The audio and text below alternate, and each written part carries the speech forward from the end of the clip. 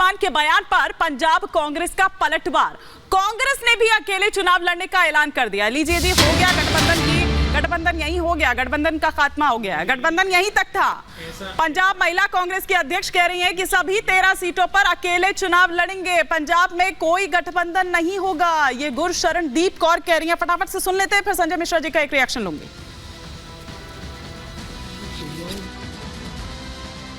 Ma'am, आज एक fresh statement दिया भगवंत मान जी ने, पंजाब के चीफ मिनिस्टर, की 13 की 13 वो सीटें लड़ेंगे, कोई अलायंस नहीं है। इसको आप किस तरह से देखें? देखिए, हम तो पहले दिन से ही कह रहे हैं कि 13 की 13 सीटें जो हैं हम लड़ेंगे, हम जीतेंगे भी। जो 2 साल हुए हैं इनको, अभी 2 हो जाने हैं मार्च में, जो पंजाब के हालात हैं कौन नहीं जानता। लोग तो तैयार बैठे हैं इनको भगाने के लिए। तो मैं आज आपके माध्यम से बोलना चाहती हूँ कि सीएम साहब, हम कौन सा कह रहे हैं कि हमने आपके साथ होके जीतना है।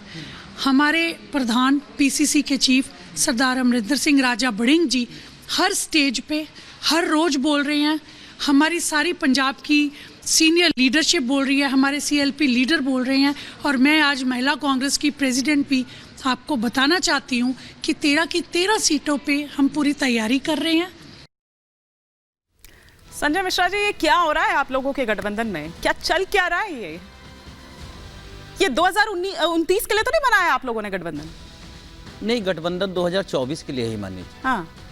और 2024 में इंडिया गठबंधन मजबूती से चुनाव भी लड़ रहा है। इतना जो आपको दिख रहा है अभी, ये खबरें आती रहेंगी। हाँ। और ये छोटी मोटी अफवाहें और खबरें जो चल रही हैं ना, हाँ। और इसके ऊपर जो अभी बयानबाजी चल रहे हैं, ये चलेंगे भी। लोकतांत्रिक गठबंधन है, समझ रही हैं आप? लोकतांत्रिक गठबंधन है, कह दिया जाता है एक थी कांग्रेस तो कोई तिहाड़ी बता देता है, कोई कुछ बता देता है। ये लोकतांत्रिक गठबंधन है आपका सर? मैं उसी पे तो बोल रहा था ना। हाँ। अभी उसी पे बोल रहा। आप ये देखिएगा, इंडिया गठबंधन, ये कांग्रेस के राहुल गांधी, सोनिया जी, अरविंद केजरीवाल जी हों, ममता जी हैं।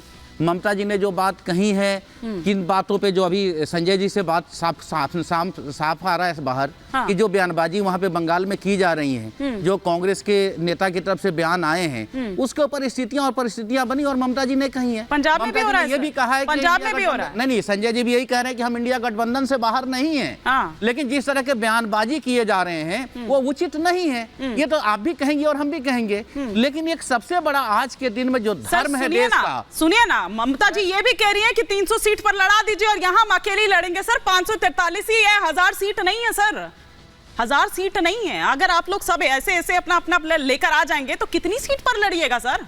1 सीट। मैं बता तो रहा हूँ, सुन तो लीजिए ना आंकड़ा। हाँ। मैं कह रहा हूँ इंडिया गठबंधन में ममता बनर्जी एक अहम रोल अदा करेंगी। अच्छा। इंडिया गठबंधन में हाँ। उद्धव ठाकरे एक अहम रोल अदा करेंगे। इंडिया गठबंधन में अरविंद केजरीवाल एक अहम रोल अदा करेंगे। और ये सभी शक्तियां जब मिलेंगी तो ही तो असुरों का नाश होगा। अच्छा। जो आज ये समझ लीजिए कि एक धर्म की लड़ाई है। और धर्म क्या है? लोकतंत्र बचाने की धर्म की लड़ाई है।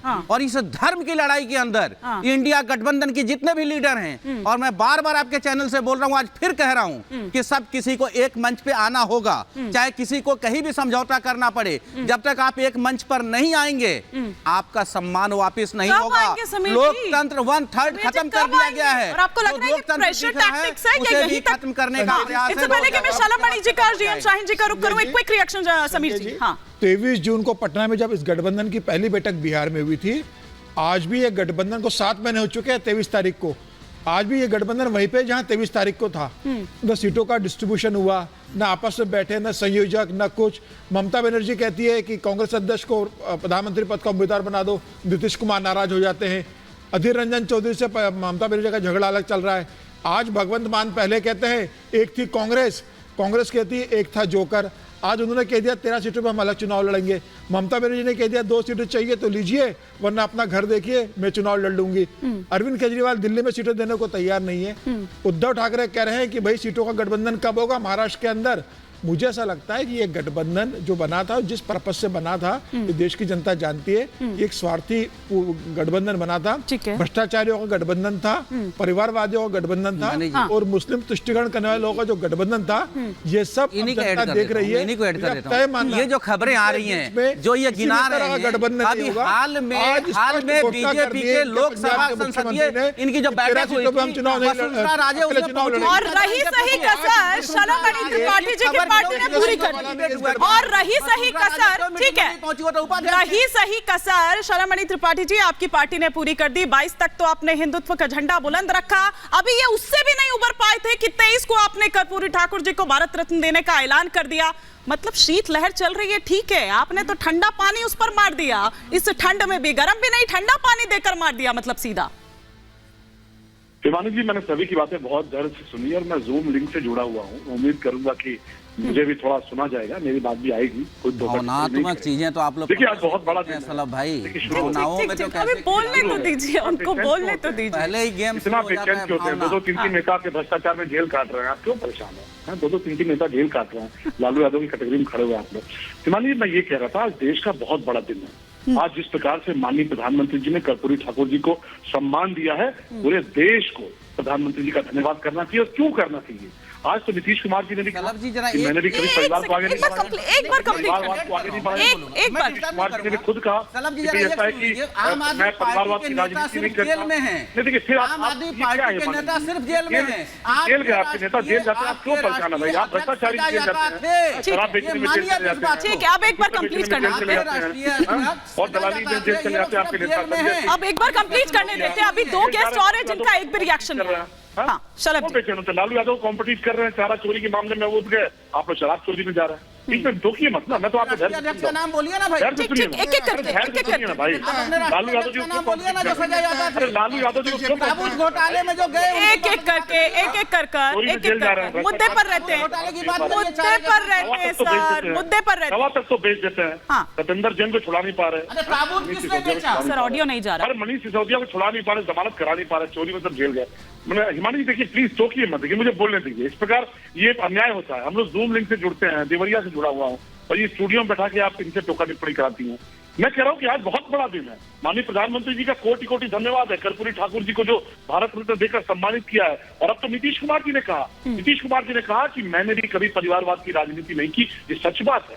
नीतीश कुमार जी के परिवार को लेकर आप किसी को नहीं जानते, लेकिन जो लोग परिवारवाद की राजनीति करते हैं, उनके चेहरे तो आज नीतीश जी ने बेनकाब कर दिए। और बेनकाब वह कहानी भी हुई, आज वह कहानी भी चर्चा में। हिमानी जी कि कर्पूरी ठाकुर जी विधानसभा के भीतर थे, उनकी तबीयत खराब थी, उनके पास वाहन नहीं था, उन्होंने एक पर्ची लिखकर भेजी लालू प्रसाद यादव जी के पास कि मुझे अपनी संजय सरकार जी में आ रही हूँ, शलभ जी हमारा घर है, थोड़ी दूर पे मेरा घर है। शलभ जी, टाइमिंग पर सवाल उठाए जा रहे हैं, टाइमिंग पर सवाल उठाए जा रहे हैं, और साथ ही साथ नीतीश जी जो आप कह रहे हैं ना, ये क्योंकि पलटू राम से जिस तरह से नीतीश जी हुआ है। आ रही हूँ संजय जी, दो संजय जी हैं मेरे साथ, मैं समझ रही हूँ। संजय सरकार जी आ रही हूँ, लेकिन शलभ जी, टाइमिंग को लेकर सवाल उठाया जा रहा है, और साथ ही ये कि क्या कुछ हृदय परिवर्तन हो रहा है? वो जो खिड़की बाकी रह गई थी, क्या वो दरवाजा बन गया? ये पलटू राम से नीतीश जी कैसे हो गए हैं?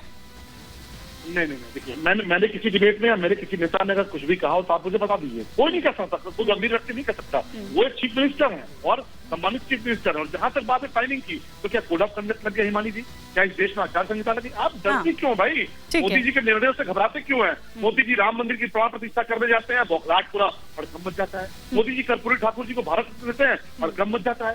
मोदी जी कहीं पर जाके कोई अभियान चलाते हैं, इतना डर किस बात का है? लेकिन एक बात मैं कहूंगा, कांग्रेस पार्टी, आपने सबसे कम समय मुझे दिया, प्लीज मुझे बोलने दीजिए, और मुझे टोका भी बहुत दिया। कांग्रेस पार्टी एक बंडल बन गई है बोझ का, एक बोझ का बंडल बन गई है, जिसको कोई अपने सर पर लेकर घूमना नहीं चाहता। आपने देखा होगा ना, बहुत सारी जगहों पर प्रदर्शनी लगती है, एक के साथ एक फ्री, एक के साथ 2 फ्री। तो आज स्थिति आ गई है। ठीक है शलभ जी, अब एक रिएक्शन जरा डीएम शाहीन जी और साथ ही साथ कन्हैया जी भी हमारे साथ हैं।